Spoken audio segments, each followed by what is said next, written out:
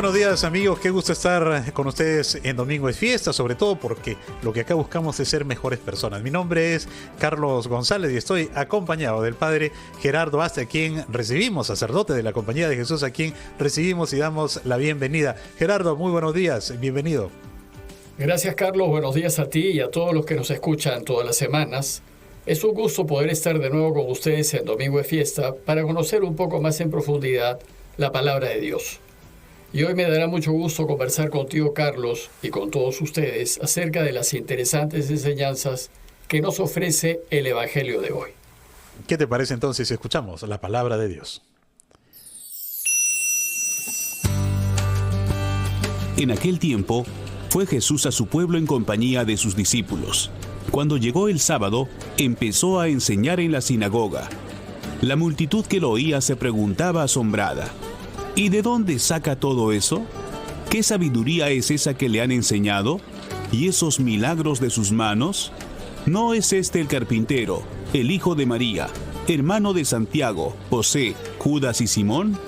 ¿Y sus hermanas no viven con nosotros aquí? Y esto les resultaba escandaloso. Jesús les decía: no desprecian a un profeta sino en su tierra, entre sus parientes y en su casa. Y no pudo hacer allí ningún milagro. Solo curó a algunos enfermos imponiéndoles las manos. Se extrañó de su falta de fe y recorría los pueblos de alrededor enseñando.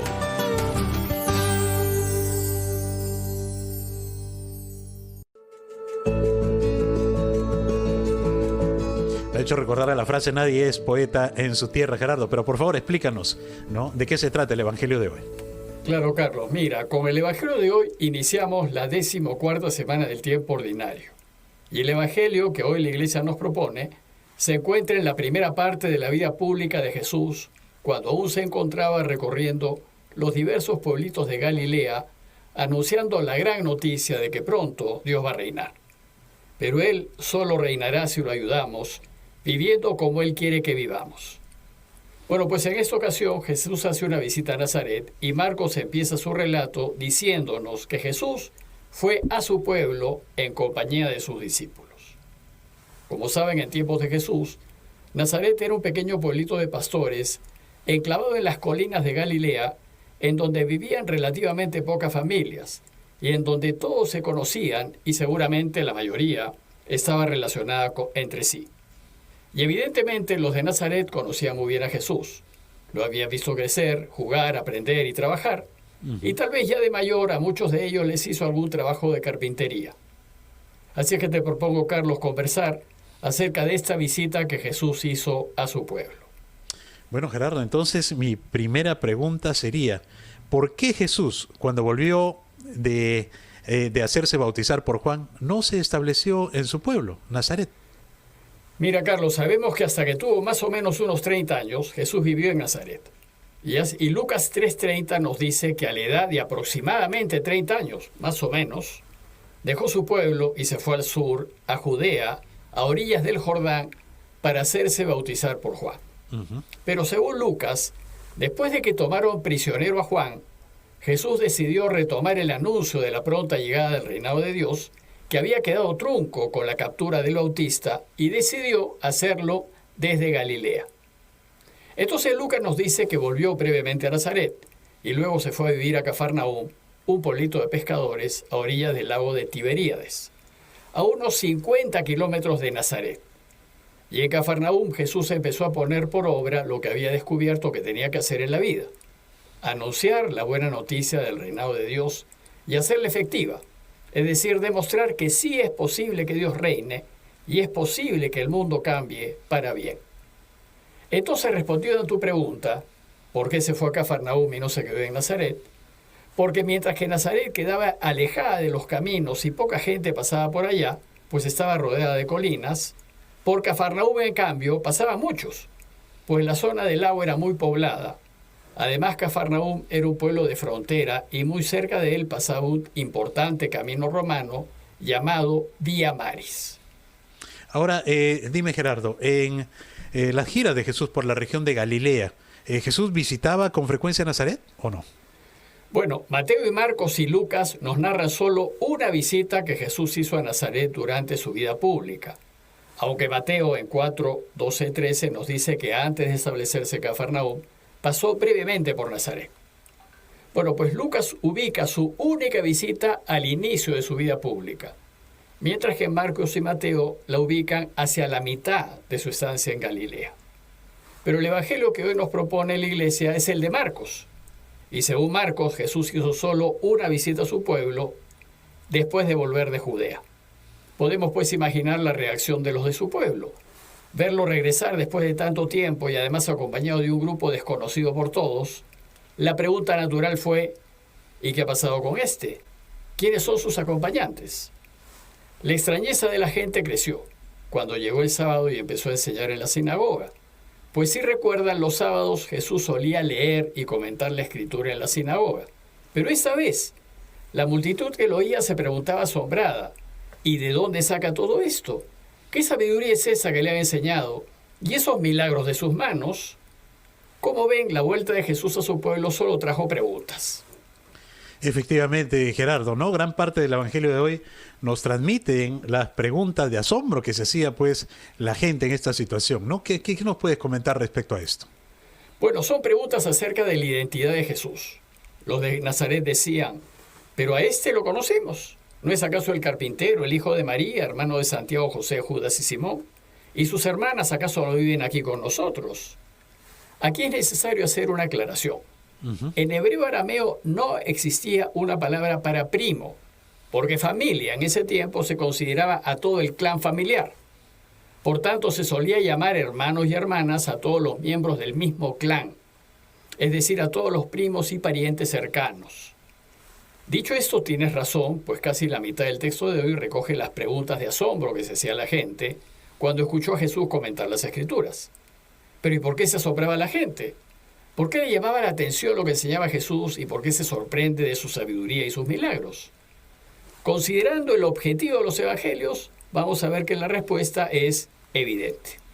Muy bien. Gerardo, por favor, te pido solamente, nos vamos a tomar unos segundos, nos vamos a ir a la pausa y luego regresamos con este interesantísimo diálogo. Pausa y regresamos, estamos en Domingo es Fiesta. En 10 de la mañana con 17 minutos estamos en Domingo es Fiesta. Mi nombre es Carlos González, estoy en la ciudad de Trujillo y estamos junto a nuestro estimado padre Gerardo Aste, conversando sobre la vida pública de Jesús cuando se encontraba recorriendo los diversos pueblitos de Galilea. Antes de irnos a la pausa, Gerardo, nos comentabas que la gente se asombraba y nos preguntábamos por qué se asombraba la gente. Y tú nos decías, vamos a ver que la respuesta es evidente, ¿no? ¿Por qué la respuesta es evidente? Explícanos, por favor, Gerardo.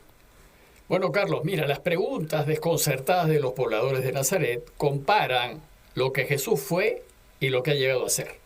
Y nos invitan a reflexionar en esos casi 30 años que Jesús vivió en Nazaret y que la tradición conoce como los años de su vida oculta, pero oculta en el sentido de desconocida, porque no sabemos nada de ella. Y de esos más de 30 años no conocemos casi nada. Entonces, ¿cómo reflexionar acerca de ellos? Como saben Marcos y Lucas, luego de narrar sus orígenes y lo sucedido en torno a su nacimiento, no dicen prácticamente nada acerca de la infancia, juventud y temprana adultez de Jesús. Solo Lucas nos narra un pequeño incidente anecdótico en el templo de Jerusalén, cuando Jesús se perdió a los 12 años. Pero Marcos y Juan ni siquiera nos hablan de su nacimiento, es decir, no nos dicen nada en absoluto. Además de todos esos más de 30 años de vida desconocida, solo Lucas y en un par de versos nos resume que Jesús crecía en estatura, en sabiduría y en gracia ante Dios y los hombres. Lo que sucede es que nosotros estamos acostumbrados a biografías históricas y nos llama mucho la atención este gran vacío de información. ¿A qué se debe? Muy buena pregunta, Gerardo, pero por favor, antes vámonos con una consulta de uno de nuestros oyentes sobre el Evangelio de hoy. Vamos a escucharla y luego continuamos con tu respuesta. Padre Gerardo, mi nombre es Maritza. Y a propósito de esto que acaba de decir, ¿por qué los evangelios no nos dicen nada acerca de la infancia y de la juventud de Jesús? Marisa, agradezco tu pregunta y la respuesta es clara y directa. La respuesta clara y directa es que los evangelios no nos cuentan de sus años en Nazaret porque los evangelios no son biografías de Jesús. Es un error frecuente pensar que los evangelios nos cuentan la vida o la historia de Jesús. No lo hacen, porque no son biografías sino catecismos. Lo que sí hacen es enseñarnos que Él es el Mesías y enseñarnos cómo tenemos que vivir para ayudarlo a reinar. Son una suerte de manuales de instrucción escritos para ayudar a las comunidades cristianas de fines del primer siglo a que conozcan el modo de vivir que nos enseña Jesús. El evangelista Juan nos lo dice con toda claridad. Juan 20:31 dice que lo que ha escrito, lo ha escrito para que crean que Jesús es el Cristo. No para que sepan cómo fue su vida, sino para que crean quién es Él, el Hijo de Dios, y para que creyendo tengan vida en su nombre. Es decir, el objetivo de Juan es que creamos que Él es el Mesías y así vivamos. Para esto lo escribió. Y enseñarnos es el mismo objetivo que tiene Lucas, pues lo escribió para un tal Teófilo, y Lucas 1:4 nos dice que lo hizo para que él conozca la solidez de las enseñanzas que ha recibido. En consecuencia, los evangelios no fueron escritos para contarnos la vida de Jesús, sino para enseñarnos y convencernos que Él es el Mesías, el Hijo de Dios. Luego, si ese es el objetivo de los evangelios, es comprensible que ellos solo nos cuenten aquellos hechos y dichos de su vida que nos ayuden a creer en Él y no a saber de su vida. Ahora, pero Gerardo, lo que uno espera es tener información acerca de Jesús. Y no caemos en la cuenta de que de lo que se trata es de que nos demos cuenta de que Él es el Mesías y que debemos aprender su camino. Efectivamente, Carlos, por eso no debemos esperar que los evangelios nos cuenten aquellos pasajes de su vida que no nos ayuden a convencernos de que Él es el Mesías. Pero como la mayoría erróneamente piensa que los evangelios son la historia de Jesús, no solo se extrañan e incomodan porque no se dice nada de su infancia y juventud, sino que van a buscar llenar o completar ese vacío de información con información basada en conjeturas y en teorías sin pruebas ni sustentos científicos alguno. Incluso algunos sin prueba alguna dicen que Jesús estuvo en la India o que es un extraterrestre, en fin, tonterías que no son posibles de probar. En realidad, basta mirar a Jesús en su vida pública para darnos cuenta que fue un pleno y verdadero judío, muy conocedor de la idiosincrasia del pueblo porque se crió y vivió entre ellos. De no haber sido así, las autoridades judías, que eran muy nacionalistas, lo hubiesen descalificado inmediatamente. Y entonces, ¿por qué los evangelios no nos dicen nada de esos primeros años de vida de Jesús, Gerardo? Bueno, no nos dicen nada acerca de esos años ocultos de la vida de Jesús porque su infancia y juventud fue total y absolutamente ordinarias y normales, como las de cualquier niño o joven campesino de las colinas de Nazaret. Por eso la gente se asombra cuando oye a Jesús enseñando de manera extraordinaria y cuando lo ve haciendo milagros. Su propia gente, lo de su pueblo, se asombran. Bueno, pues el Evangelio de hoy nos revela que Jesús fue un hombre totalmente normal. Y por eso la gente se asombra, porque lo conocieron de toda la vida y nunca habló de esa manera tan extraordinaria, ni tampoco hizo milagros. Se asombra porque durante todos esos años que vivió en el pueblo judío, Jesús fue un niño, un joven, un adulto total y absolutamente normal. Nunca demostró que era el Mesías. Aunque ciertamente debió haber tenido una extraordinaria inteligencia y seguramente destacó en todo, pero fue un muchacho más del pueblo. Lo que sí podemos decir de esos años ocultos es que Jesús vivió en la cotidianeidad de la vida, en la discreción total y en la absoluta normalidad. Pues como dice la carta a los Hebreos 2:17, tuvo que asemejarse en todo a sus hermanos. Entonces, como no hay nada en la infancia y juventud que lo haga saber que es el Mesías, no lo van a contar. Ahora, Gerardo, pero sabiendo que los evangelios son manuales instructivos, ¿se puede saber a qué se dedicó Jesús durante sus primeros años de infancia y su juventud? ¿Se puede decir algo, ¿no? ¿Algo de esos años? Bueno, lo que podemos decir de esos años es a partir de su vida pública. Podemos decir que debió haber vivido como cualquier otro niño y joven de las colinas de Galilea. Durante esos años desconocidos, Jesús aprendió, como aprende cualquier niño y joven de este mundo, porque somos así, los hombres somos así.